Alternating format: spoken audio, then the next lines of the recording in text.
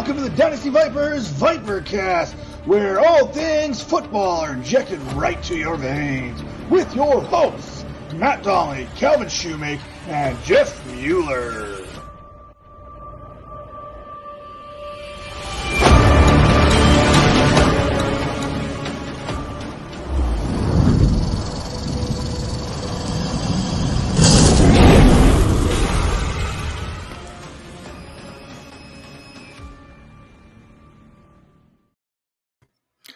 Welcome to the Dynasty Vipers Vipercast. We have the 1993 version of Calvin and Hobby joining us today. If you can't tell, he's a little pixel. I don't even know. I can't even explain. Like, at least the people can see you. The ones that are on the podcast and the audio version are going to have a very difficult time kind of explaining. Like, Liz, how would you describe him right now? I mean, I think that he is really committing to the whole Dynasty Vipers thing because he is clearly awash in Viper vapor. That's exactly what I was going for. Thank you so much. You're welcome. I appreciate the commitment. The commitment is very incredible, impressive. That is right. It's like those old high school newspapers. You know, when I played high school football, that I've kept in like a box in the garage, and then I pulled them out, and they're all faded. That's what you look like right now. You look like an old memory of mine sitting in a shoebox. Matt just took that opportunity for a very weird flex to note and tell everyone that he played high school football. All right, Bundy, what's up? I did get my 3 touchdowns in Canada too. So in one game, that's the Canadian football up here though. So kind of bear with me. If you haven't noticed already, here's another weird flex. We've got the queen of fantasy football joining us tonight. Liz, do not call me Mom, Loza. That's for you, Smokey. We had to make sure we got that out there. And truly one of the, if not the trailblazer, especially in the fantasy football community, because we're going to talk about this a little bit later, but when you got into this, there's very few women, and you are one of the best analysts, bar none, out there today. Thank you. I appreciate that. Yeah. To Smokey, whatever that human is, I would say I think it's interesting because, like, you openly talk about having 14 children and nobody's like, hey, Dad, I've done it twice. And so I just feel like if we're gonna take some moments of self-realization, he's gonna get the mom in me because he's got to do better than that. And I'm here for it, and I'm not gonna deal with it. As for the adulations, thank you very much. I would like to also believe that while I might have, some might say, you said that I paved the way for women in the space. I would like to believe that I paved the way for people who weren't connected, who started their own thing like you guys are doing, because a lot of the people who I joined in the space had been established in corporate realms before, and quite securely before I feel like I came in there and disrupted stuff. So I don't want to leave it solely to gender. I also feel like there's a road for any self-starter who wants to pave their way. I agree. I'm going to dive a little bit into your story here in a little bit. I've heard your story on a few different podcasts that I've listened to a little while. We're going to hit a little bit of news and notes. We do about 5% football on this show, and then we kind of go down the rabbit hole and let's see where that takes us here. I was going to say Jeff. Calvin, you want to kick us off with some news and notes here real quick for Liz? Yeah, so I think one of the first things, obviously, we had I actually, before we get into any news and notes, I have to ask you, for intro song, one of the things we've been doing for a long time is we've been asking all of our guests, if you were walking up from, let's say, the back going down to the ring, or if you were being introduced as the closer going in to close out a ball game, or any situation where you could have intro music, what would be that song that introduced you the best? And if it's like a Super Mario Kart theme music, just because of my theme right now, I understand. But if not, what would it be? Also, Calvin explaining to me what walk-up music is a treat, but I appreciate you buying me time so that I could think about something. That's the goal. Yeah. You know what? I don't know if this might be my current mood. This is certainly not emblematic of all of me, but like this week, this essence of over the past 11 months or whatever, there's a new Miley Cyrus song that is explicit and is what the F. And I have been playing a lot of that lately, because I think that is just like, what do I know? What do I know is kind of the, it's what the F do I know? And I think that check that song out. That's just been, whether it's personal, dealing with these kids or dealing with, home repair. Oh my God, we're home all the time now. And I am noticing all of the things that need to be fixed and none of the time in which they can be fixed, or if it's professionally, or if it's, the upside down nature of this past NFL season, and the frenzy that is about to occur over free agency. What the F do I know? That's a good one. I like that. That makes pretty good sense to me. I think that's turning 20. That's pretty much the theme of 2020 and going into 2021 already. I kind of joked about 2021. I said, when everyone's like, oh, okay, 2020 is finally over, you guys might want to be careful here because 2021 is just now a legal age. You know what I'm saying? Like, that's a great point. Yeah. Like this may be even worse. So let's bear down here. Let's hope for the best, but early indication so far, not so much. True that. So we have some interesting news and notes here. We got a bit of a quarterback situation going on in the NFL right now. A lot of a carousel going on. Wentz finally landing in Indianapolis. We've seen Stafford go to Los Angeles. Deshaun Watson. I'm a chaos believer, and I would love the chaos to ensue with Houston trading Deshaun Watson to Dallas for Dak Prescott just to mess with everyone. Or if we want to get really crazy, Deshaun Watson to Jacksonville. 101 goes to, I don't know, wherever, and Dak ends up in Houston. You know what I mean? So Trevor Lawrence goes to Dallas, Deshaun Watson to Jacksonville, and Dak goes to Houston. Something weird. Like, let's get a little interesting with this quarterback carousel. What did your early take on this? I do think that there is a lot of talent at the quarterback position, and it's becoming, more and more obvious that it's the most important position in the NFL. I think what's particularly interesting is the evolution of the necessary skill set for these quarterbacks to thrive, and not just be managers. I mean, we are seeing in Los Angeles, for example, Jared Goff got this extension that they didn't need to pay him, right? Like, his rookie deal was not up, but Sean McVay had his contract aligned with Goff's and very much said, that's my guy. Like, I think that is the one that I can do. And then you saw McVay grow weary of Goff's lack of mobility, right? Like that was why there were whispers about Goff being benched, because he couldn't do with him what he wanted to do. And I think that was what made Cam Newton, right, so exciting at the top of the year before we saw, whether it was the issue with the receivers or a cultural fit in New England or Cam being washed. I'm not going to speculate on any of that, but like, the exciting thing about Cam was that he had this mobility, and Bill Belichick hadn't had that advantage strategically for 15 years. And so if you look at the evolution of the mobile quarterback, and you mentioned Deshaun Watson and you mentioned Carson Wentz, like, we know Carson Wentz was a player before he tore his ACL, really. Like, he had that impro ability. But the excuse that we gave him throughout the year was like, well, that offensive line. And then they have Jalen Hurts, who is obviously a record-breaking rusher as a quarterback, come in and provide a spark. And you think, okay, well, then Carson Wentz goes to a place.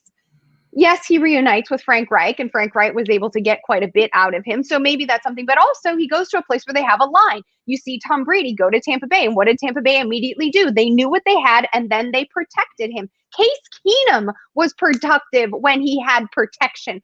Anybody, for the most part, at the NFL level, a top 30 quarterback can be productive with protection, but the college ranks are spitting out edge rushers and defenders at such and pass rushers at such a furious clip that they are not able to keep up with the inventory of trenchmen.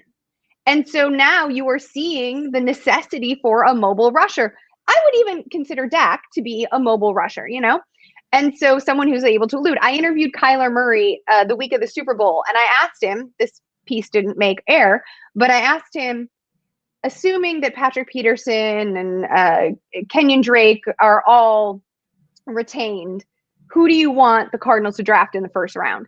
And he said, I would like a lineman. I would like some protection. And that is one of the most mobile, the Dachshund of the desert quarterbacks. So I am thinking about, while I am moving these pieces around, as dry as trench talk can be, it is so essential to the efficacy of these quarterbacks that I am thinking about matching talent to not necessarily weapons, but protection foremost, especially when matching skill sets. So Deshaun Watson, like, I would love to see Deshaun Watson go to Carolina. I think he has the weapons there, and there's enough time for them to focus on the line. And we know that Watson doesn't necessarily need the best line. So I would love to see Deshaun Watson go to Carolina for all the things. We would like to see them have a better defense. So maybe it's not all on Watson, but like, we'll get there, right? I mean, actually, if we're thinking about it, like, this won't happen. But Deshaun Watson to New Orleans, that's a Super Bowl. Like, why? Yeah, well, they got all the things, right? So, I don't want to see Deshaun Watson go to the Jets. Oh my God, what? And I understand that there's a coaching change, and you know that Saleh presents an appeal to him because there would be some communication, which he clearly has not had while he's been with the Texans, and that's appealing. But like, I just don't like that fit. I don't want to see him waste away somewhere. I'd love to see him go to Carolina because I think he could lift all of the boats. There's a backfield, obviously. There's depth in the back. There's not just a backfield. There's actual depth in the backfield. It's not a fantasy thing, but like, that's a real life football thing. And then even with Curtis Samuel being a free agent, like, I think there's enough between Moore and Anderson, especially given the history that Rule has with Anderson, to like, now that he's had another year, to really make something stable for Watson. I like that idea of Watson going back to the Carolinas there. Played his ball in Clemson, kind of a little bit of a homecoming there to the Carolinas himself. Really rejuvenate that fan base. They've had some tough things here in the last few years as far as off the field, as far as, well, we won't get into that. But then you throw into the fact they drafted heavy on the defensive side last year. So that defense can grow with Watson going forward. So that's a good little connection there, where that defense may not be a top 15 yet. It's definitely well on its way when you look at the pieces they added last year. You mentioned and how they popped, right? Like, it wasn't, they added the pieces and everyone's like, oh my God, like, look at these are all children. They're freshmen, right? But like, they actually did find a groove, which was, they weren't just relying on Brian Burns the entire season. No, and Jeremy Chin is a fantastic addition there. He's just one of those hybrid safeties. You talk about edge rushers being spit out left, right, and center. These hybrid safety these box safeties that could play in coverage, almost like a linebacker, going back to almost like New Mexico's Brian Urlacher coming out almost. That kind of player, you know what I mean? That's kind of what we're looking for in today's game: speed, cover, linebacker, and they have him in Jeremy Chin. You mentioned that edge rushers, J.J. Watt on the market. Rumor is we've heard Tennessee, Green Bay, and Buffalo all vying for his services, and him having interest in going to all three of those markets. Do we see him landing in one of those places? Well, I mean, Tennessee has been the pipeline for washed Houston defensive players. So there's obviously connective tissue there. I do think it's interesting. Charles Robinson, Yahoo NFL senior reporter and insider, reported, and he's based in Houston, that, you know, the Texans were getting calls from other teams and decided to just release JJ Watt. Now, whether that was a PR move, which they a little bit too little too late, but are at least are maybe finally learning from their mistakes, or whether they felt like what they were offering wasn't worth the potential scuffle in the public eye, knowing that they were already in hot water with like a parade, you know, organized for Watson, is interesting to me, because it also tells me that, like, probably, like, yes, people care about their image, but also people care more about money, because money will fix images. And so I'm guessing they're not getting a whole lot for him. I think Tennessee is probably the most likely spot because of the connective tissue. And, you know, Vrabel kind of seems like that kind of guy. Yeah, the he is never, Bob. He is never going to go to Pittsburgh because as much as Pittsburgh likes old washed people, they are not bringing JJ Watt on. We have Pittsburgh is a fat. Sorry, I'm doing your job for you. It's my habit. It's my job. I feel like Pittsburgh is so fascinating to me because there's all of these people who are saying like they're just gonna like. I know today it was announced that Ben Roethlisberger is coming back, but I know that everyone's just like, let it go. Who cares? Let it fall to pieces. Let Rome fall and we'll rebuild. There's no way that Pittsburgh can do that. When you have Minka Fitzpatrick, when you have TJ Watt, when you have Bud Dupree, like you can't just let all of these amazing defensive players waste a year, especially after the number of injuries, so many of them sustained. That it does not make any sense at all. So it's not the same as like let it go be Jacksonville. And also the 2022 draft class is not quarterback rich. Sorry, I just went on a tangent. Thanks, Bob. You inspired me. Hey, you know what? People aren't tuning in to hear me. They're here to listen to you. And that's where we go. If we can get you going on one of these little rabbit holes and just going down, that's even better for me. Get rid of that comment there real quick. It's true, but I'll get rid of it. I love listening to the passion you have for football. It's just that, and that kind of comes into your whole story there. Growing up, I believe it was Chicago, and football was real. Ryan Sandberg and football was kind of a passion of yours, was it not? I mean, yeah, it was interesting. Chicago is is a vibrant sports town, and I was raised by I don't even want to say he was a sports fanatic because when I think about fanatics, I think about these like wild Eagles fans who are like, haha, we're the worst ever and we're proud of it.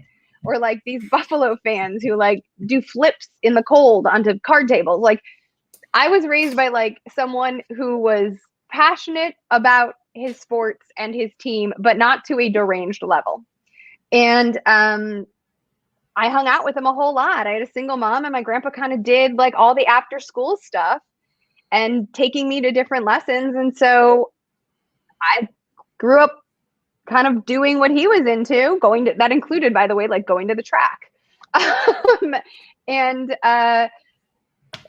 So like, I think you said Ryan Sandberg. So like in third grade, when it was time for Halloween costumes, a lot of the other little girls chose to be princesses. And I asked my grandpa, cause he was in charge of that thing. He was like, what do you want to be for Halloween, honey? Like what costume are we buying? I said Ryan Sandberg, who was the second baseman, number 23, very good number for Chicago, of the Chicago Cubs. And so watching sports with him and learning about sports with him was an awesome highlight of my childhood. But I think the thing that I think looking back, when you like talked about my passion for the game, like, let me be clear, I don't have a giant passion and everybody's different in this way. And I love that everyone's different in this way. I don't have like a wild passion for X's and O's. Like there are some people, right? I like to watch tape. In fact, this rookie season is like my favorite part because you can see the different players, but like, I'm not someone who's like, oh, I bet they're going to call jet sweep, blah, blah, blah. Then the defense is going to like, I don't get off on that. It's cool. I can sometimes be like, yeah, play action to the tight end in the end zone and I'm right. But like what I like most is like the chess piece of it. And the story piece, the narrative. It's like the narrative, the storytelling, like this player comes from this and they're going to be playing where they went to college. So their whole family's going to be there. And I feel like my grandpa kind of taught me about that piece of it. Yes, he taught me the rules of the game, but there was also like, oh, we're going to play. You know what? We got the Detroit Lions this week, and Uncle Bobby is the biggest Detroit Lions fan. And let me tell you why. Even though we both grew up in Chicago, he's a Lions fan, and he's a Lions fan because when he went to college with so-and-so and that kid got drafted, he started on the practice squad. Like, and so all of that, I think I learned the interconnectivity of and found really fascinating. Talk about how you got into fantasy football, because I find that a fascinating story as well. It started off as maybe a shared team, and then all of a sudden became This is where everything kind of just took off from that moment in time. Yeah. So, I mean, I grew up with this knowledge of sports, and then my grandpa did pass away while I was in my freshman year of college. And I was very sadly unable to fly home to say goodbye. I went to college out east. And so my mom called, get home as fast as possible, wasn't able to make it. And I was grief stricken because this was like my father. And I was, 17, 18 years old. And so as a way to grieve, I just watched every single football game I could, not just Bears games, but every single football game I could. And so through that grieving process that continued for more than just a month, but for seasons, I started to learn the league and not just the NFC North, and have a greater appreciation for all of the stories and all of the connectivity, and Deshaun Watson from Clemson and going back to Carolina, and how all of that is a gorgeous puzzle piece, a puzzle with lots of pieces. And so I started dating this boy, and he was cute, and he asked me very shyly one Saturday, we were hanging out, and he was like, so I'm in this thing called a fantasy football league, and usually I spend Sundays watching the Red Zone channel, and like, that's just football all day. Are you going to dump me? And I was like, whoa, I cannot afford the Red Zone channel. I didn't know the guy I was dating was rich. You can buy the wings. Let's go. And so we watched the Red Zone channel, blew my mind. He showed me his Yahoo Fantasy laptop, desktop situation. And I was like, wait, I know Maurice Jones-Drew. Like, I know where this guy, like, he went to college in California, and now he's playing in Jacksonville. And like, and so he started asking me for my advice, and I started being right. And I helped co-manage his team to a Super Bowl victory that year. The next year, there happened to be an opening in his league, and I asked for it. I took it, and I won the Super Bowl in the league that year, and everyone said it was beginner's luck. And then the year after that, I won it again. And then one day I was sitting on the sofa watching my boyfriend's Red Zone channel, because I still couldn't afford it. And I said, we weren't watching Red Zone channel. We were watching Fantasy Football Live on his laptop. I could not afford a Mac, by the way. I had myself a Dell, and it was busted. And so we were watching Fantasy Football Live, and I turned to him and I was like, why are these all dudes? Like, why does everyone look the same? And he shrugged his shoulders and like wiped some wing sauce off his face and said, I don't know, why don't you start a blog? So I did. And I started a blog, and I started a podcast, and I started a Twitter feed, and I created a content schedule for myself, and I taught myself how to read off of a teleprompter, and how to write copy, and how to do news notes, and how to write fantasy, and how to remember GarageBand. Like, I was using GarageBand to produce a podcast, and I was doing this all with my day job. And eventually somebody noticed, and Scout offered me a job, and that platform allowed me enough visibility that Yahoo poached me away. That's absolutely amazing, because we at the start of the show, it's not just about trailblazing for women, but for those who are just trying to get in, and starting, like you said, a blog, from simple blog to it can be done. If you want to put the work in, it can be done. When you went to Brown University, was journalism your degree that you were going for, or did you kind of go like a complete 180, totally opposite direction after that? I mean, I was an editor on my school newspaper, so I felt like I was a pretty good writer. But when I went to Brown, I double majored in theater and anthropological linguistics. I'm not even going to try. Like Calvin, if he was in here right now, he'd be laughing at me, because I would try to pronounce that. Like, we had Paul Charchian on the show the other day. Oh, Charch, and I'm trying to pronounce his last name. We're doing this like behind the scenes before we go into the show, and I'm butchering it so bad. I'm like, he says what it is. I go, so it's Charch Ian. He's like, yeah, but no pause in between. I'm like, oh boy, I'm going to screw this up. So it must be the Canadian translation of everything kind of gets lost. But yeah, there's no way I would be able to mention that. And I'm glad you talked about the theater, because if people didn't notice you on Yahoo yet, they might have seen you come across their TV screens. Here we go. Oh yeah, I did a little bit of research on this. So I don't know what the chronological cinematic order of this whole process is, but Matt Barry's not the only actor we have in fantasy football. Our very own Liz Loza, I believe we have Monk, we have Scandal, we have 24, some shows you've jumped on there. Like this was like in the 2003-ish ballpark, if I'm not mistaken, sometime in there. Well, I moved to, so 2000, and my first credit was in 2000, and my first Los Angeles credit, like when I actually lived here, not like a student film that ended up on IMDb or whatever, was Strong Medicine in 2004.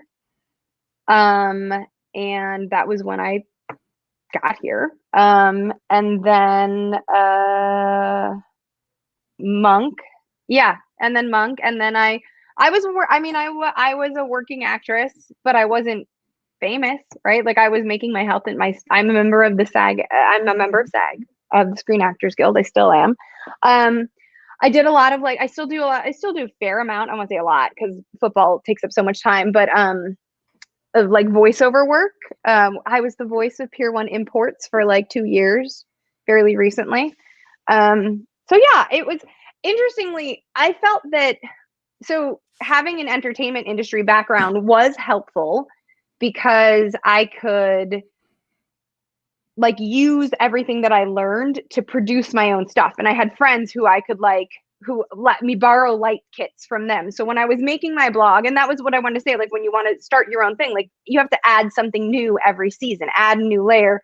And so at first it was just writing, and then it was video, and then it was audio, and then it was video. And so having an entertainment industry background, I was able to like figure out production on my own and had been exposed to it. So that was helpful. But I did find that when I got to Yahoo, there were a lot of people who thought that, trolls, who thought that I was like an actress, like acting as a fantasy analyst. But and also let me be clear, at Yahoo, we don't have a research team. There are some other larger entities that have research teams for their talent.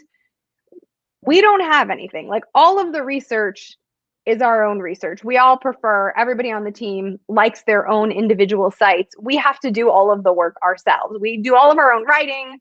So I was really shook when I got to Yahoo initially. And I was like, oh, she's just an LA actress. She's faking it. She's been on Scandal. This is BS for her. And I was like, do you know how long I have spent studying PFF? Like, this is it. So I think that was like, it worked against me initially. It worked for me and then against me. And then I now think people don't care anymore. I hope. Well, I think your work speaks for itself there. It literally is some of the best work out there, and it's been the best for a long time. I just thought it was interesting because you can almost see that stage presence when you, even in these videos like this, you're very comfortable and not like me tripping over words and not even being able to pronounce things. So you've got all that going, all the linguistics, so to speak. Well, I think you're doing a great job enunciating everything. You have not messed up my name. And even people have messed up my last name, which is 4 letters. I'm actually surprised, to be honest with you, that I didn't, because I'm usually pretty good at that. But it's just a fascinating story about how everything kind of got together from, grandpa being there for you, getting you kind of into the whole sports thing, and then the grieving process that really pushed it even further, going to LA, studying more, understanding the game more than most people ever will understand. You've probably forgotten more about the game than most people getting in the industry know about the game.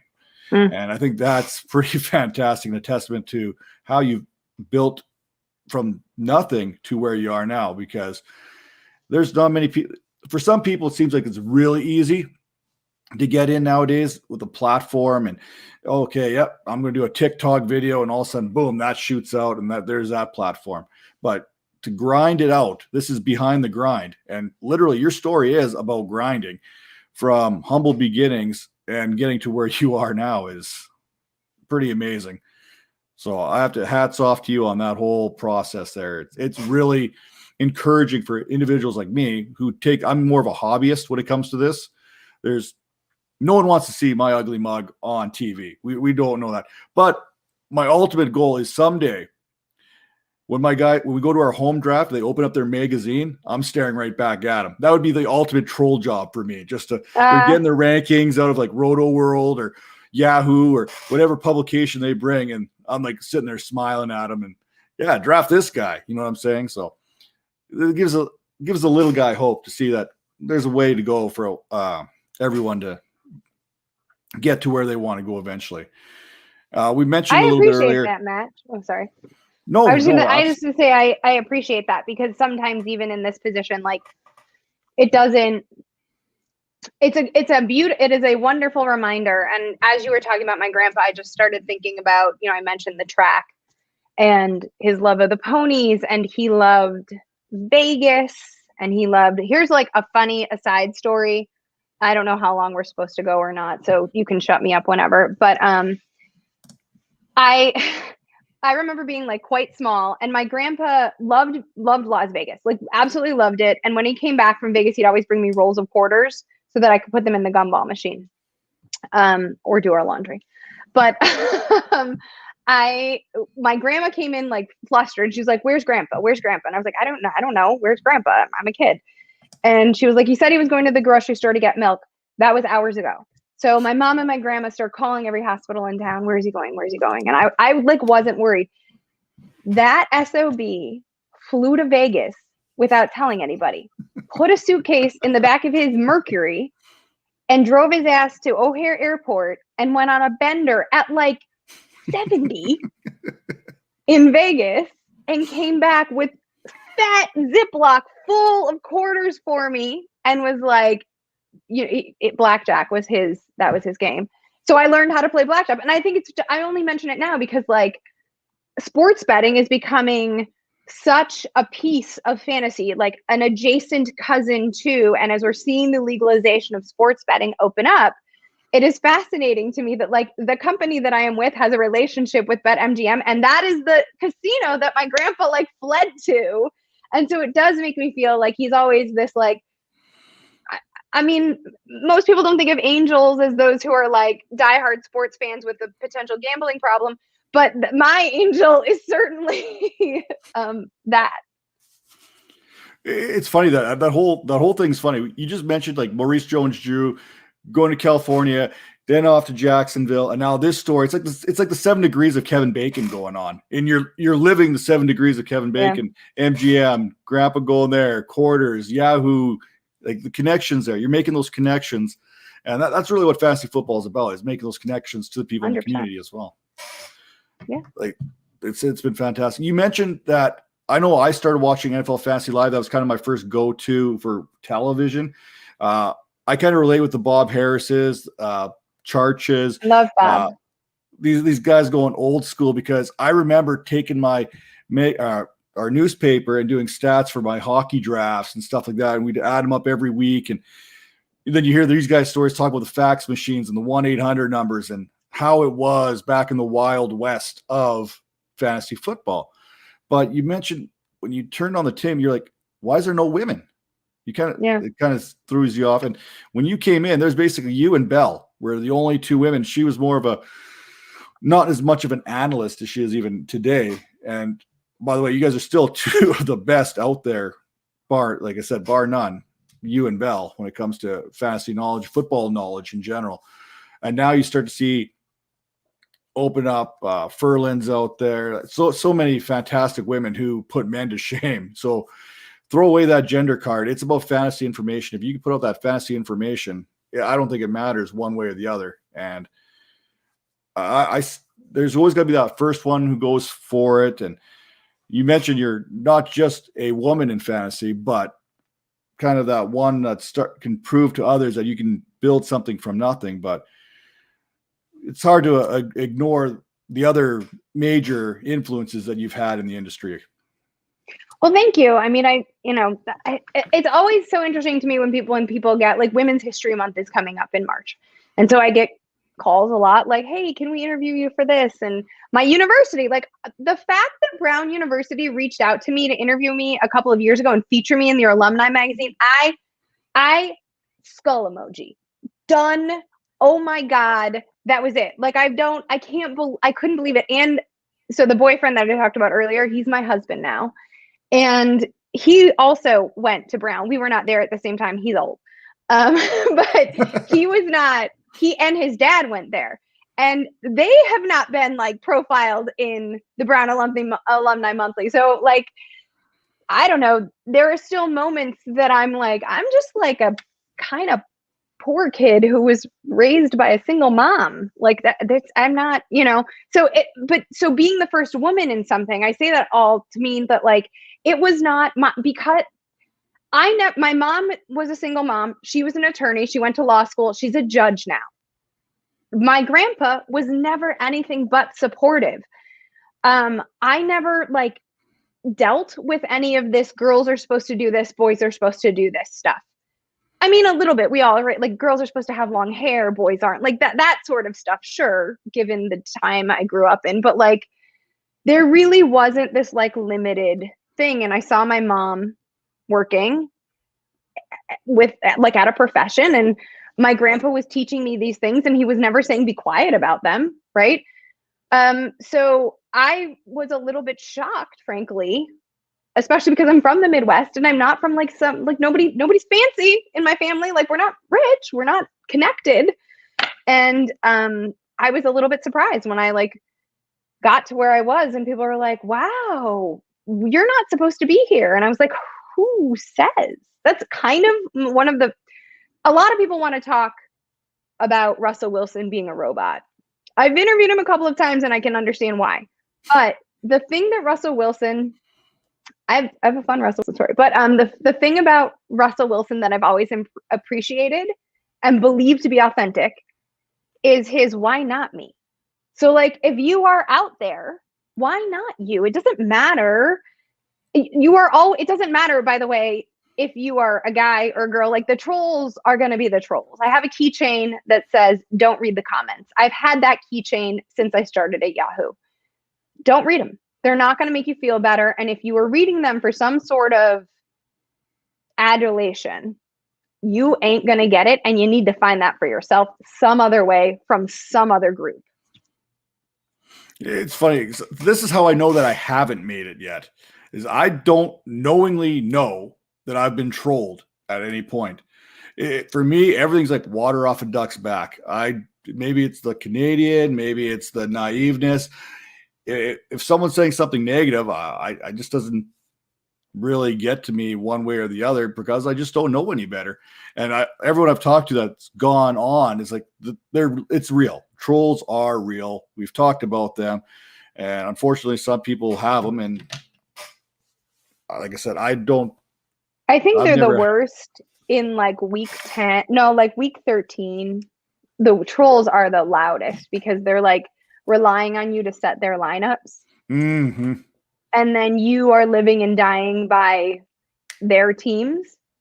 So like, I am so sorry to the guy who used numerous clown emojis to reply to me when Salvan Ahmed didn't get the start in front of Myles Gaskin later in the season when Gaskins came back.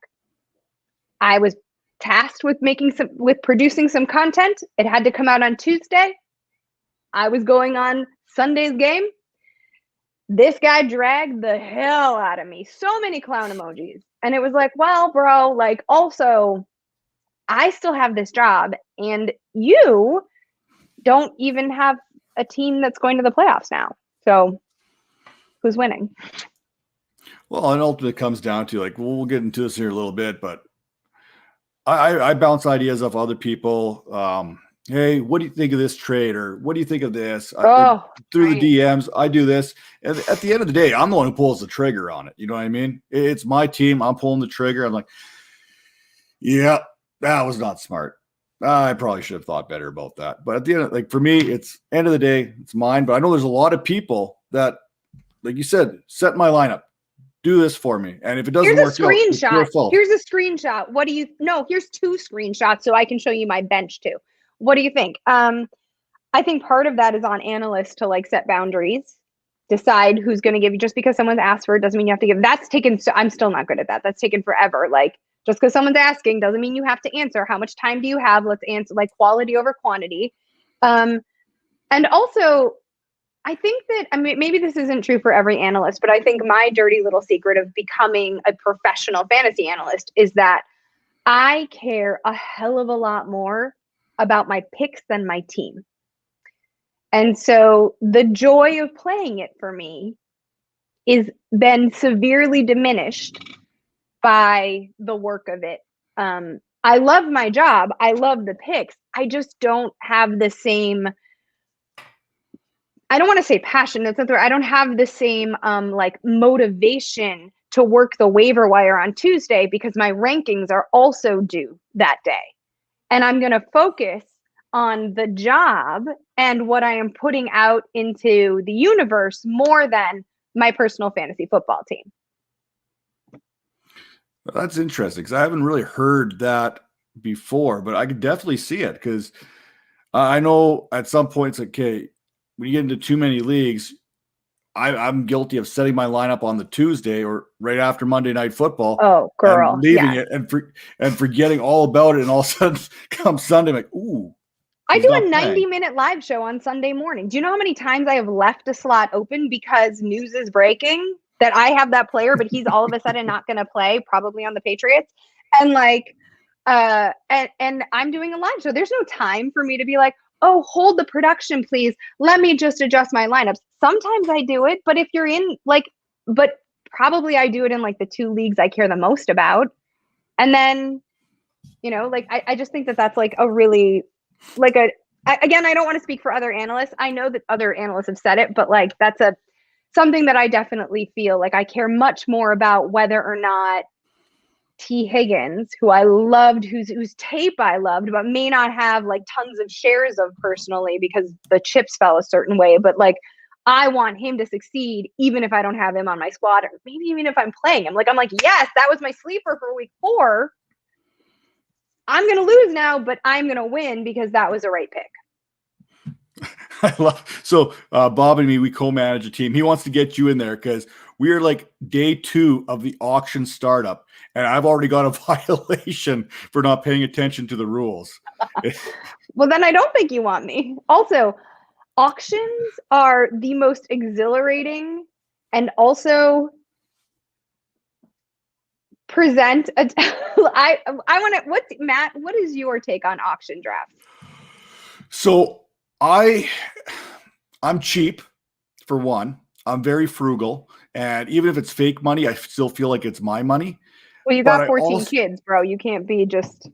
Yeah, I don't have money to begin with. That's probably what it comes down to. But I also hate losing. So I will catch myself if someone starts to get in a bidding war with me. I don't want to lose that bidding war. You know what? I want to win that player. And I get so competitive in it. And then I get frustrated if I don't win that bid. And then I probably throw something across the room. So my first auction experience, I wrote about it. It was just last year, was in the Kings Classic. Mm-hmm. Yeah. In the Kings Classic. And we had a Zoom going on in the background. So I could just imagine what it would be like if we were all in person. Like, someone might have got stabbed, like, because of the way it was starting to go. Like, we're all having fun and everyone's joking. And they're like, oh.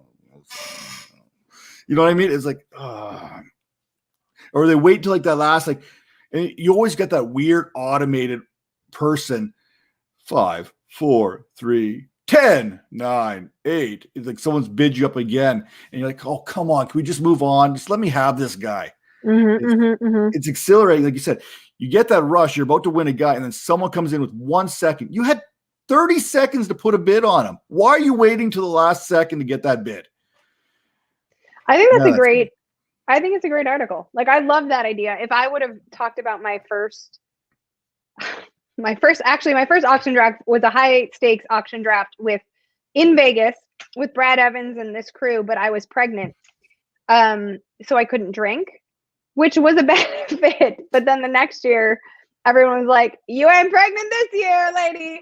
You're getting ripped." And and I did, and the team was garbage. Like, just, I always find though that I've got my guy. I get my guys, but then I get talked into, like, I mean, I write the sleepers column, and I think that's kind of how I got my start. That's where I found my niche. So I really appreciate value. And so if I see, like, even if there's a player that I don't like, but I'm like seeing that he could be a value, or I believe him to be a value, then I like draft him. And I was like, well, why the hell did you take AJ Green, even if he was only 4 out, lady? You know, that's, I think, where I get suckered. I'm going to kind of jump around here on my show notes here. We talked about the draft here a little bit. We know the big part of the draft is always the combine. Everyone loves the combine. Everyone loves watching the underwear Olympics, or whatever you want to call it. If Liz Loza was in the combine against Matt Harmon and Brad Evans, we bring the whole crew back together and we get the 40 going on and the 3-cone. Who's going to win that? Who's going to perform the best at the old school Yahoo combine? Like overall or per event? Who would end up being the 101 based on their combine performance? Well, Tank Williams played in the NFL, so I think he was a safety for the Patriots, and he is still ripped. So I would say Tank is the obvious winner. But if we aren't going to go with like the actual NFL athlete, Andy Behrens is probably I mean, he's like a marathon runner for real. Like, he's run plural marathons, like not just like, oh, I did a marathon, I have a sticker on the back of my Subaru. Like, he's run fucking marathons. So I would say, and I mean, he's so tall, like he could probably do lots of hopping. Like, the vertical would probably, I'm 5'2". There's no way I'm gonna get past, like, I don't know. I won't even make the fan, right? Like, they all like knock the whatever those like ladder, the ruler looking pieces. Vertical, like, yeah. I wouldn't even like hit it. I just hit, I like just one. So I think Andy Behrens is the 101. He's a bit of a long strider because of that height and length he's got going on there. That's something we'd have to definitely talk about. A glider. In the game. Yeah. And it looks so effortless. It's not even fair. Like, I know when I get down to like a 3-point stance and I start running, there's popping going on. It's like my joints are giving out right there on the spot. Here's a funny thing. Like, here's a funny inside. Yeah. Like, the other thing is we all like each other, which is really nice. Andy will regularly, back when we all could hang out, and we all live all over the country, but like, Andy will regularly finish Dalton's dinner and dessert. Which I would like, it's an ongoing joke, is that like, Dalton's like, oh, I'm full. And Andy's like, give that to me. And he just, whether it's steak, lava cake, it doesn't matter. He'll finish it off. It's just a bottomless pit for him. I don't know. It's just like Dalton just doesn't ever finish his meal. And Andy is always looking to see what Dalton is left. I don't know if they have similar tastes, so they order similar items. And I don't know. No one's ever, I did have fish and chips once, and Andy definitely did finish my fish and chips one time. But yeah, maybe Andy just finishes all of our food. I'm going to have to get Andy on this show and ask him about his habit of eating everyone's food. This seems like a serious thing. It's mostly Dalton. So if you weren't doing fantasy football, what would you be doing right now? I know we've talked a bit about acting, possibly, maybe a little bit more. No, I think I would probably one of two things. I think I'd love to be a documentary filmmaker. That inspires me a whole lot. I love documentaries. I don't watch many of them, but I do like them when I do. Either that, or I would really like to be like a network president, or like an executive. I would like to be an executive in charge of content and programming. So like we could even say digital, because I think that's the wave of the future, right? Like head of content for a digital media company. I still don't think that's out of the possibilities for you going forward. I think that's something that's still very possible. We'll So you have that little bit. I keep coming back to the acting. You've done the interviews with the pro football players. You've been around the pro football locker room, the guys. You talked about Russell Wilson. You dropped that flex with Kyler Murray earlier. I dropped my Canadian high school football reference here. I thought that was a pretty big flex. Who's easier to work with? Is it the football players or it's the actors, or is it the same one and the same? I would say the football players are much easier to work with. Maybe that's because there's I'm not trying to do their job, so there's zero intimidation or self-consciousness. I've been on some sets with some nasty people, and they were actors. And I've been on some sets with some lovely Kerry Washington, by the way, on Scandal, one of the most lovely humans you have ever met in your entire life. She thanked every single extra for the episode, all of the episodes I did. She was, and I had like a speaking part, but like she went and talked to the actual extras who most people treat like breathing furniture. She was 100% lovely, and if I can't say enough good things about her. She married a football player, so I think that's pretty telling. Then the football players are easier to deal with. If you got back into acting, do you think you'd be getting advice from other actors about who to draft? Like in my fantasy teams? Yeah, because I know Matt Berry. He gets into it with a bunch of those guys from the Avengers. They have their own little league. But if you were in your own little, if you're acting still and whatnot, if you say you're on the Scandal, do you think everyone would be coming to you for like, hey Liz, I'm here in the third round here, and I'm kind of stuck between Julio and maybe a tight end. What do you think? Right. So I will say that happens now. My husband's not an actor, but he works in entertainment, and there's a high stakes league that he is in. It's like $1,000 buy-in, but I won't let him spend that much money on the buy-in, so he has to co-manage it because it's only $500 then. And everybody at his work knows what I do, and they're always like asking him for advice. And I will say, when I wrote a lessons learned article at the top of the year, I told him to draft Cam Akers because I fell in love with Cam Akers' rookie season, like college tape at FSU. And I was like, this kid can create. And I liked Darrell Henderson too. And I was like, but this kid can create. And I just don't think you draft a running back that high when you get rid of Gurley if you're not going to use him. And Jordan Rodriguez had like given me some notes, and she and I have a vibe together. And so I pushed for him, and he got slammed in the draft room. Like his partner was like, why are we drafting him? I caught so much shade and my own money. Like it's this my money too. got was wasted. And when he finally blew up, it was like too little too late. But like the lesson learned is you cannot wish cast into being. And by the time it happened, yes, I was right, but I don't get bragging rights because you have to think about the players who are going to hit in September. And that was Darrell Henderson. And also just one more flex, and to bring it full circle, I also interviewed Cam Akers at during Super Bowl week. I'm sorry, I did. He is lovely. I adore him. He was so wonderful. I will, however, say that this year he's an RB1, and I don't even think that that's a hot take. It's not. So I know I can feel you on this Cam Akers here, because I had him as my RB1 coming out of the draft. I ranked him as a number 1 overall rookie running back, and that's why Calvin's talking here. Now you're speaking Matt's language. I caught so much flack from everybody. Cam Akers, he keeps running into his line, man. He keeps doing this. Did you not see his line at Florida State? You put him in that Georgia line, you put him in a Wisconsin line, and the dude's going to absolutely destroy. Yeah. And you're right. You started seeing that as it went on. Like Dynasty is a long-term play. It's not just for the short term, right? And I caught so much grief over having Akers at number 1.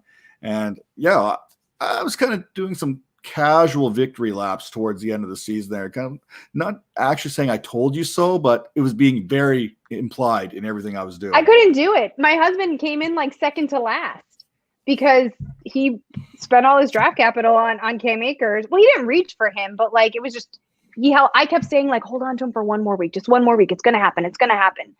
And that was my fault. Like that you gotta know when to go. And this is I'm speaking obviously in redraft. You making a point about the long game in Dynasty makes a ton of sense. But yeah, it was a good lesson, because I do think that even though I was right, it doesn't matter, because I didn't get to capitalize on how right I was. I took a lot of flack over James Robinson too. I was very high on James Robinson, so I took a lot of flack off the get-go in September-ish, and then all of a sudden he took off, and I just kind of sat back, and that was definitely an I told you so. I let everyone know after that fact. Well, that one you should. Oh, that's just going back. That's grinding the tape, like you mentioned. We go into it, looking at it. Marshawn Coppridge there out of Illinois State a few years ago was one of those guys I was really watching. So he's the guy that kind of got me onto Illinois State and watching it. So when I heard there was this other running back that was doing all these fantastic things at Illinois State, I popped on that film, and there's James Robinson. I'm like, why is this guy not in a Power 5 conference? Seriously, this guy can ball. And now, like you said, NFL, if you can play, they're going to find you. Wherever you're at, they're going to find you one way or the other. Well, he was gifted with there were certainly unforeseen circumstances that thrust him into the spotlight. But that is the fun part about this time of year, though, because if you know the depth, then you know what a Brandon Ayuk is, right? Like, you know that Deebo Samuel also might have trouble staying healthy. It's not a surprise that Deebo Samuel didn't play 16 games. And I love Deebo and his toughness, but you also have to, like, I'm a sucker for the tough. Like, I know it's kind of trite to be like the tough guys, but I love like a hard, like a Michael Pittman, Yak, Ayuk, and obviously Pittman are different players. But like, if you give me that like Yak, tough guy, physical receiver, I fall for it every time. And I need to be better about factoring in that there's a durability issue there attached to that, because there is a volatility to the game that invites a certain amount of injury. Speaking of volatility, sometimes when in a game like this, we need people that we can lean on. Through your journey, who are those that you've really leaned on inside the industry, outside of the industry? You kind of mentioned Andy and Brad, that whole Yahoo crew at one point, how tight you guys are. Obviously, those are probably guys you've leaned on and throughout the whole thing. But who are some of those ones you want to speak on? Well, Brad Evans is one of my closest friends. Full disclosure, it was Brad and Andy who got me the job at Yahoo. Like, there was an opening, they were hiring another head, and Brad and Andy like pounded the table for me and pointed all of the bosses to my work. And there was a moment that another player, another large platform, was interested at the same time. And Brad and Andy were like, and they were like interested in April, before contracts were being drawn up and all this stuff was happening in like June and July. And Brad very loudly was like, do not let her go there. If she goes there, she will rise to the top. We need her. And that I will be forever grateful, because I would not be at Yahoo if it weren't for Brad Evans. So he is massive. He and I have also like shared, personal stories, and like, he's my actual friend. He knows some of my deepest, darkest secrets, and I know some of his, and not in like a weird way, just in a like someone you confide in sort of way. I would also say Bob Harris has been a wonderful influence, and someone that I can talk to, and someone that I can trust, and someone that I can use as a sounding board often, and Bob, the genius of Bob is that he is one of the purest spirits on the planet and not a political animal. And so I can go to Bob, not having in my head to be like, okay, well, is he saying this because of this? But just knowing that what is coming out of him is nothing but earnest sincerity. And that's a relief, and hard to find in any business, especially ours. And was that your chair? Oh my God, I thought it was a baby elephant. I don't know why I thought it was a baby elephant, but I definitely thought it was a baby elephant. I mentioned Brad and I mentioned Bob, and there was one more person that Dr. Roto definitely helped get me Mark Bloom. Dr. Roto was one of my biggest fans initially. He and I have talked endlessly. He is, every time I see him, I want to give him a giant hug. And he was one of the first people, Calvin, or that Smokey guy. I want to apologize to Smokey because he just he put a nice apology and I didn't understand the meaning. So I'm going to reference mom again, but you are forgiven, Smokey. Thank you. It was Mark. My son was 11 months old when I started professionally in fantasy. I had a baby, I had a baby.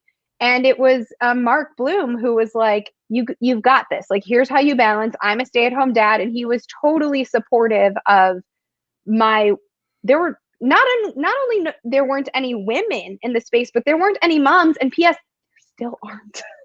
And so that was a really everybody else.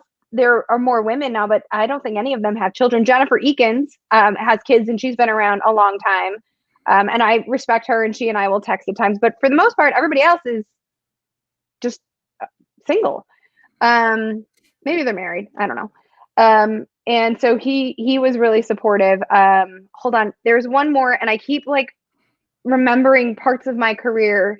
And so I mentioned Jen Eakins and I mentioned Bob Harris and Brad Evans, obviously, and Mark Bloom. And I'm sure I'm forgetting someone who will probably tell me, I can't believe you forgot me, but I'm going to go with that. As the League Turns, X's and Y's podcast. I'm just trying to think some of the things I can think of off the top of my head here. The humble beginnings of the football girl. Yeah, keep going. I'm trying to think here. I'm trying to help stir up this fourth or fifth person we're trying to think of. I mean, obviously, John Evans was my co-host for all of that. So there would not have been an X's and Y's podcast. I didn't mention him initially because he has stepped away from the space because he wanted, for his own reasons. So, he's not a name that maybe a lot of people would know because he has given some space, but, I will say, and this is going to be difficult for me, so bear with me. Chris Wessling was a massive influence in my personal and professional life. Our friendship predated my time at Yahoo. I posted a picture on his birthday, which was this past Friday, on my Instagram from January of 2015. And Chris was someone who came on the X's and Y's podcast I don't think anyone knows this, but I wanted to become a better writer. And I thought he was the most brilliant writer I'd ever encountered or read. And I said, can I take you out to dinner? I'll pay for dinner. Can I take you out? You're new here. You don't know anybody anyway. And by the way, I'm going to take you to a place nicer than whatever shack you've been eating burgers at. And as in return, will you please read some of my writing and give me some notes, with a red pen, and tell me what you think. And he did that obligingly. And we had a really wonderful friendship. That's fantastic. I love hearing those kind of stories. And I think people who are watching this, that's stuff that maybe you don't hear very often. We get into the fantasy football season and we hear the X's, the O's, the fantasy, the points per game, this and that. But for me, it's always going to be the relationships that you build in the industry. And I'll be honest, there's people on my Twitter feed that I'm probably closer with than people I see every day in real life. And that's just kind of how things go. You talk it out here. And I never had an opportunity to meet Chris, but all the stories I've heard about him speak to his character to the 10th degree. And I've read his writing, and it is probably the best I've ever read, which is saying much because I can't read very well either. And he made it very easy for me to read. So if you can make an article where I can understand it, you're doing your job. That's fantastic. What advice do you have for those trying to make it in here? As someone who started from the bottom, worked your way up, we've mentioned this, we've probably hit this over the head a few times throughout the show. Blog, the Fantasy Football Girl, Scout, to Yahoo. We're talking every little step you could possibly make along the way. There's no easy steps here. It was no. I'm old school, and I've always believed there's a certain way to do everything, and you have to do every step to enjoy the journey. And so far, you've done every step. Thank you. That means a lot. I think it's a good reminder to enjoy the journey, because sometimes we get a little bit wound up in the work of it and not the fun of it. I would say that someone aspiring should find out, like, ask yourself, what's your why? What is the thing? And I know that's cheesy and it sounds like some sort of like quote tweet that someone is putting on, like, or I mean, like a quote that somebody is putting on Instagram, but like, what is it about? Do you just want to be on camera? Is that because by the way, I've worked with that guy, and I can say guy because everyone knows the guy, but I've worked with that guy. All he wants is to be on camera, and he'll do the work, but like any segment he's in, he's going to eat it up like a deep dish pizza. It's all his. There's no sharing. Calvin. So I would say, what is it about it that excites you the most and is the most authentic? Because the space is much more saturated now, and you have to think about the thing that actually gives you passion. It was always sleepers for me. I love the idea of the underdog. I feel like an underdog in my life, so it is a natural, organic jump to therefore root for these diamonds in the rough, if you will. And find out like what piece of it is you like, and then start doing it, and also practice it before you show it to everybody. I cannot tell you how frustrating I find it when like everybody on Twitter is like, hey, check out my new pod, it's premiering. I don't want to listen to your brand new pod, episode 101, when you've never done a podcast before, because I am going to guarantee that there are going to be some awesome mistakes in there. And I say that they're awesome mistakes because if you don't make them, you're never going to grow. I had a boss once who said, if you're going to make mistakes, they better be big mistakes. That's great. You need to make those. Also, don't share to everybody until you've learned from those mistakes, because you get one shot to make that impression. If someone listens to it and the audio is no good, or you're nervous and you're mumbling and stumbling, or you don't know how to write. I had somebody like say, can you read my writing? And the pronoun that person used about a fantasy manager in every single paragraph was he. Well, I'm now less interested in your work. Like you were so excited, or I'm going to give you the benefit of the doubt and say excited. Maybe you're short-sighted to send me your stuff, to have somebody noted, but you couldn't even like do the extra work to think like, oh, hey, maybe not every fantasy manager is a he. So I would say like practice before you share and make those mistakes and learn from those mistakes. And as you just said, every part of your journey needs to be experienced for the whole thing to have been worthwhile, but don't share it until your excitement matches your proficiency. Well, we're both parents, and we know this from experience with kids. They have to crawl before they can walk. There's no getting up and walking. You're not coming right from the hospital and running laps around the house. Although some of the toddlers are pretty darn close, but the journey, we're not all going to get going and flying down the road here and whatever. We have to crawl. We have to do some other things before we get to that point where we can walk and then run, and then who knows from there. Now, unfortunately, in my house, sometimes walking is very difficult, especially about 11 o'clock at night when I try and go for my midnight snack and I find the Lego. Oh, the Legos. The Lego. So now we're getting close to wrapping up this show, and pretty much everything that Liz just said, I need to work on because I don't practice. I do have a show sheet here, which thanks to Calvin. Calvin basically said you can't go off the show sheet unless you have a show sheet. So I have a show sheet that I like to go off of just so I can completely go off the show sheet. And is a big thing. I think it's like the hockey player part of me. Comes out all the time when I speak. At least I don't think I've said a or boot yet. So can I say, wait, that's a different thing, because I have an anecdote. So when I was doing my little vlogs, my stand-ups, I used or a lot.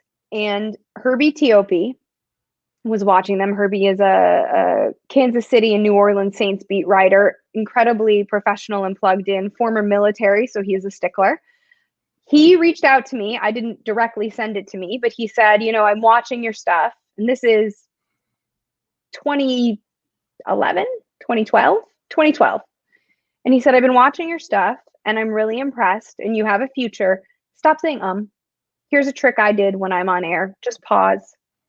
And I said, thank you. And then Herbie and I like hung out in the Chiefs locker room last year after the Super Bowl. And we've seen each other. And I'm so grateful that he like took the time to say that to me. And also saying or ah a lot is different than like being a disaster on your first podcast and telecasting it to the world. That is like, that's just reps. That is a totally different thing than like, I mean, you and I both know, like you have seen those pods. We're like, it's our first pod. I don't know what I'm doing. Isn't that cute? And yet they get more likes than me. It's fantastic. It's true. It really is. Because you can definitely see, I don't want to say amateur hour out there, but it does. And you're like, okay, what do I tune in for now? Okay, well, I supported it. Now I'm going to move on over here and pretend I'm doing hopefully something not else. Step on a Lego. Yeah. And hopefully not step on the Lego. I think this is probably the most important part of the show here now. Parenting advice from Liz Loza. Now, we mentioned this, and you mentioned that there's not very many women in the industry that have kids. And I know for a fact, outside of Philip Rivers and Antonio Cromartie, there's not very many people in football that have as many kids as I do. So this is a very important part of the podcast here is parenting tips. Lego, first off, I hope that's the one gift. My kids love it. My kids all love Lego. And I pray every birthday, and when you have this many kids, it's like once a month there's a birthday here. I pray that there's no Lego that's purchased. Like that's the worst thing ever. Yeah, I don't like the Lego. You've had negative experiences with Lego, I'm sure of. Yeah, I don't enjoy Legos. I don't like doing them. I don't like stepping on them. I know exactly what you're talking about, especially when they like get. This was yesterday evening. My son had his out, and he has like a blue kind of shag rug in his room. And I cleaned up all the Legos, and I missed a black one because it camouflaged itself into the navy blue rug. And I saw it, and my eyes like focused on it like a hawk before I stepped on it. And it was in every night with my kids. We do gratitudes, like our version of prayers, like 3 things you're grateful for that day. And my gratitude was that I didn't step on that black Lego. I love that. We do the same thing here. Oh, okay. Yeah, it's so we make sure we don't focus. Like sometimes it's like good thing or bad thing, but it's strictly good thing. What are you thankful for, and what's something good that's happened to you today? And focusing on the positive. That's our dinner table thing. My wife gets it going with the kids. It's like communication with the children every meal time at supper time. Usually, I won't say every meal time because sometimes the mornings it's a really rush here. But yeah, no, we do the same thing every day, at least once a day. Yeah, and we do it at bedtime. Sometimes we'll do like roses and thorns at dinner, but that's not as much now because my little one can't go to preschool, so whatever, because it's closed. But at bedtime we do like after books, between books and songs. And everybody, Daddy has to do it, Mommy has to do it, the kids both have to do it. What are 3 things from this day that you are grateful for? And even if you had a bad day, I'm sure there are 3 things that you can be grateful for. You're grateful for the pillow under your head, right? You're grateful that we are all a family and we don't have coronavirus. We are grateful that, whatever that is. And I think it's been really, really helpful, especially during this time where it feels like a lot of things are missing, to focus on the stuff that we do still have. Absolutely. I know one of the things I wanted to touch on in 2020 is I did this fantasy football honors show, which went through all the charitable contributions within the fantasy football industry. People running those. Wait, you just reminded me. Scott Fish. That was the person that I wanted to mention. It was Scott Fish. I knew there was one more. Scott Fish is a gem, and I have confided things in him about my career, and he has done the same to me, and we've asked each other for advice, but that is a pure vessel that I know I can talk to. I'm sorry to interrupt, but it just popped in when you said fantasy honors. Hey, I'm just trying to be a muse here. If I can bring that out, that's my job. We do this every year. This was the first year that we did it, and it was huge. It was just kind of shining the light on all those that are doing good within the community, these charity leagues, raising money for these different organizations, and just maybe bring a little bit more awareness because, yeah, we talked about it off the top of the show. 2020 kind of sucked, and we need to focus on the positives out there. There is good out there, and that needs to be recognized in the community. 100%. Well, Liz, we're going to wrap this up. So what last word to you? And that's impressive because I usually don't give the last word. If Calvin was here, he would just shake his head at me right now because he knows I'd like cut him off halfway through it. But I'm going to sit back. Michael Carter. I've got big feelings about Michael Carter. So I'm just gonna say that much. You don't like him? Oh, I love Michael Carter. I think he's a fantastic running back. I think he's going to easily top 4 in this draft. Yeah, I have him. I think he is going to be better than everyone is anticipating. I was really, without a combine, focusing a lot on the Senior Bowl, which was a bit of a mixed bag for a bunch of reasons. But Michael Carter is a running back that I am very intrigued by. And I guess you follow me on social at Liz Loza _FF on Twitter and Instagram. I am working on a rookie snapshot series that I will do both written and podcast, and that'll start rolling out in April. So right now I'm reading I'm watching a lot of tape and making my notes in prep for that. I'll be hosting our show called The Rush once a week, and I am interviewing, here's another flex, The Miz next week for one of those episodes. WWE champion Miz? Yes. So that'll be on. You can check out my social for that. And then I'm really excited too that Yahoo is leaning more into sports betting, and I'm a regular on a show that we do called Mad Bets. And I'm not even a part of it, but I am excited for it. We are gearing up for Tourney Bracket Live and March Madness as a company. I get to be a fan for this. I'm super excited that I get to sit back and let someone else drive the bus. I don't know if it's been announced, but I think everybody in the fantasy football community will be very excited to see who is driving the bus for college basketball at Yahoo. And I would encourage you all to sign up at Yahoo when the brackets are made live. I love March Madness. It's literally the only time I watch any basketball. I was big into it back in who knows when. I'm a Tar Heels fan kind of thing, but this year is probably not the best year for them. But it's just the pure joy that is accompanied with March Madness. There's nothing like it. The NBA is the NBA. Regular season basketball is the one and done where a 14 seed or a 15 seed can come in and knock off a 2 or 3, and the pure joy of these kids' faces and the emotions that go into it, there is nothing better than March Madness, especially those first few rounds and the Cinderella stories that we like to make out of it every year.